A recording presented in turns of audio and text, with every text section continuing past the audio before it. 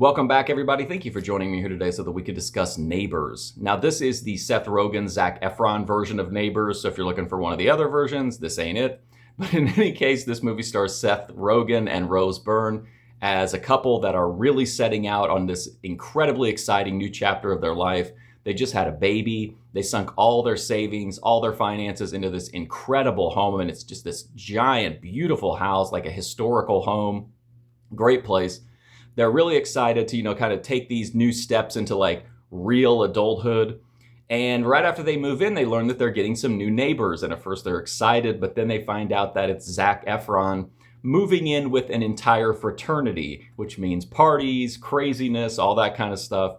So at first the couple is like, tries to make peace with them. They go over and party with them a little bit, just ask them to keep keep it down so that their baby can, sleep. But there's a little bit of bonding, but then, of course, there are conflicts, there's noise, there's parties, there's all that kind of stuff. And as these conflicts escalate, that's what tells the story of Neighbors. So I really like Neighbors. I think it's a fun movie. It's not a thinking man's movie. It's ridiculous. It's full of plot holes. Everything's just set up, to make you laugh and to entertain. So if you're looking for like a cerebral comedy, Neighbors, I don't think really qualifies.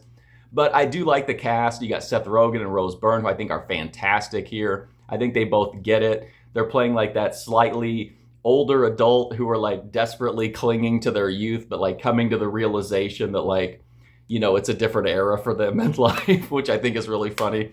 Then you've got Zac Efron and Dave Franco over at the frat house. You got all kinds of colorful characters. McLovin is in there.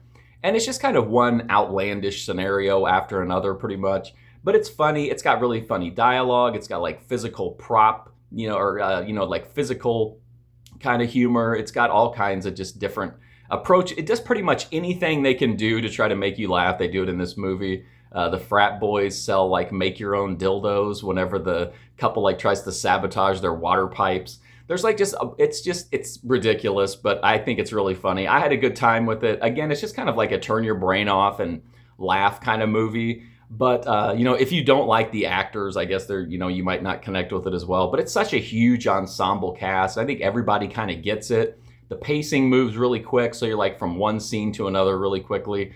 So in the end, I think they did a pretty good job with this. You've got a good cast, you've got a good story, you've got really funny, like ridiculous scenarios one after another.